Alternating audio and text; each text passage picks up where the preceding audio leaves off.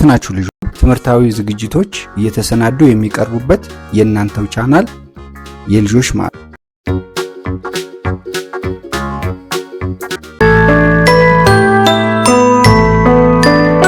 ዛሬ ጣፋጭ ተረት ይዤላችሁ ቀርቤያለሁ። እርግጠኛ ነኝ ትወዱታላችሁ። አታላዩ ቀበሮ።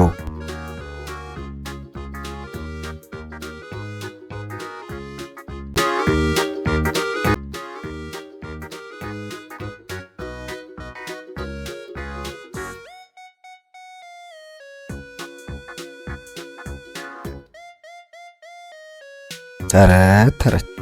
በድሮ ጊዜ ደረጀና ተስፋነሽ የሚባሉ ወንድምና እህት ነበሩ። ደረጀና ተስፋነሽ ላሜ ሶራ የምትባል ላም እንዲሁም ደግሞ መቻል የሚባል ውሻ ነበራቸው። ላሜ ሶራ ቀለሟ ዥጉርጉር ሲሆን ብዙ ወተት ትሰጥ ነበር።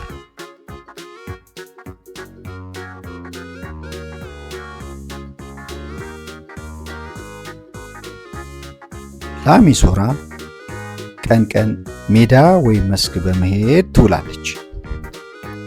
ላሜ ሶራ ከምትውልበት ሜዳ አለፍ ብሎ ከሚገኝ ጫካ ውስጥ ደግሞ አንበሳ፣ ቀበሮና ጅብ ይኖራሉ። ከዕለታት አንድ ቀን አንበሳ፣ ቀበሮና ጅብ በጣም ተራቡ። አንበሳው ቀበሮን እንዲህ አለው፣ ወደ ሜዳ ፈጥነ ሂድ፣ ላሜ ሶራን አታለህ አምጣት፣ ከዚያም ሁላችንም እንክት አድርገን እንበላታለን ሲል ቀበሮን አዘዘው። ቀበሮውም አንበሳው እንዳዘዘው ላሜ ሶራን አታሎ ሊወስዳት ወደ ሜዳ መጣ። ቀበሮም ላሜ ሶራን እንደምን ዋልሽ አላት። ላሜ ሶራ ግን ስለፈራሽ ለመሸሽ አሰበች። ቀበሮም እባክሽ አትፍሪ፣ ጓደኛ እንሁን አላት። ቀበሮ ተብሎ እንደሚጠራ ራሱን አስተዋወቃት። ጫካ ውስጥ እንደሚኖርም ለላሜ ሶራ ነገራት። ከዛም ቀበሮ ላሜ ሶራን ሰፈራችን የሚያምር ለምለም ሳር አለ፣ ልጋብዝሽ፣ እባክሽ ከኔ ጋር እንሄድ አላት። ላሜ ሶራ በተራዋ አመሰግናለሁ፣ ነገ እንሄዳለን፣ ምክንያቱም ቤተሰቦችን ላማክር ይገባኛል በማለት መለሰች። በዚህ ተስማምተው ላሜ ሶራና ቀበሮ ተለያዩ።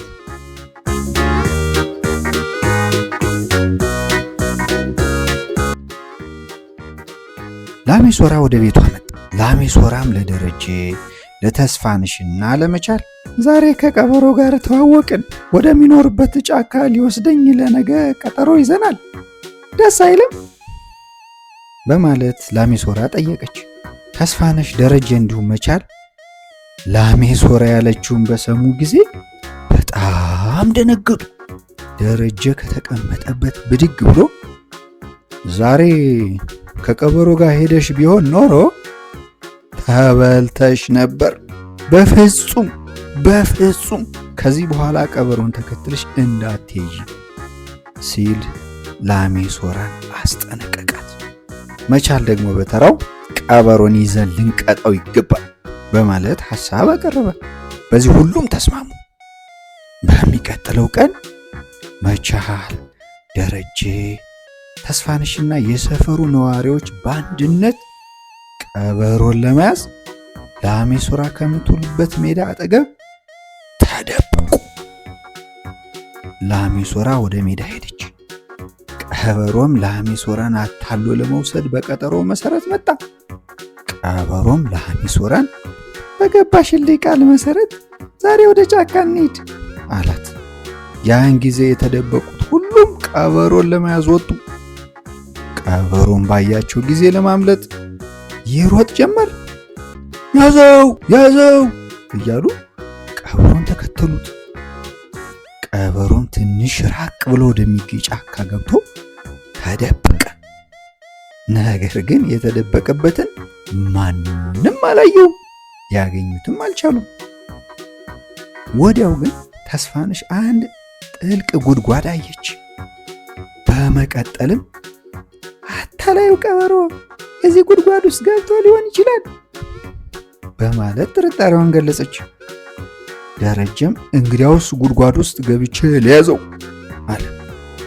ተስፋነሽ ግን አውሬ ወይም ቀበሮ ጉዳት ያደርስብሃል፣ በፍጹም መግባት የለብህም አለችው። ከዚያም አንድ ዘዴ መጣልኝ። ጉድጓዱን ጭስ እናፍነው፣ ምናልባት ቀበሮ ጉድጓድ ውስጥ ከሆነ በጭስ ሲታፈን ይወጣል፣ ያኔን ይዘዋለን አለች ተስፋነሽ። ሁሉም በተስፋነሽ ዘዴ ተስማሙ። እንጨት በእሳት አቀጣጥለው ወደ ጉድጓድ ውስጥ አጨሱት። ለካን የሚፈለገው አታላዩ ቀበሮ የተደበቀው ጉድጓድ ውስጥ ኖሯል። የተደበቀው ቀበሮ ጭሱ አፍነኝ፣ ጭሱ አፍነኝ፣ ጭሱ አፍነኝ እያለ ከጉድጓዱ ወጣ። በዛ የነበሩት ሁሉም ተባብረው ቀበሮን ለቀም አደረጉት። ቀበሮም እባካችሁ ይቅርታ አድርጉልኝ፣ እባካችሁ ይቅርታ አድርጉልኝ፣ ተሳስቻለሁ። ለአሜሶራን ለአንበሶችና ለጅቦች አታልዬ ለመውሰድ መተባበር አልነበረብኝም። እባካችሁ የዛሬን ብቻ ማሩኝ በማለት ተማጸነ።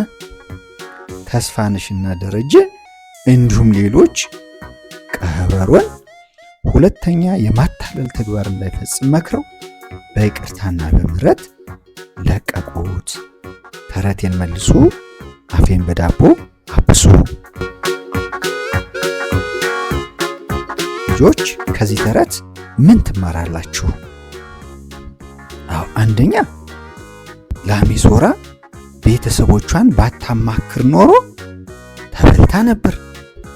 ስለዚህ ልጆች ወደማናውቀው ስፍራ የማናውቀው ሰው እንሂድ ሲለን መሄድ እንደሌለብን፣ ቤተሰቦቻችንን ማማከር፣ ለቤተሰቦቻችን መንገር፣ ቤተሰቦቻችን ማስፈቀድ፣ እነሱ የማያውቁት ቦታ መሄድ እንደሌለብን ያስተምራል። ሌላው ደግሞ ልጆች ይቅርታ ማድረግ በጣም ጥሩ እንደሆነ ይህ ተረት ያስተምረናል። እንግዲህ ልጆች በሌላ ቀን ደግሞ በሌላ ተረት እስክንገናኝ ሰላም ሁኑ። ቻው።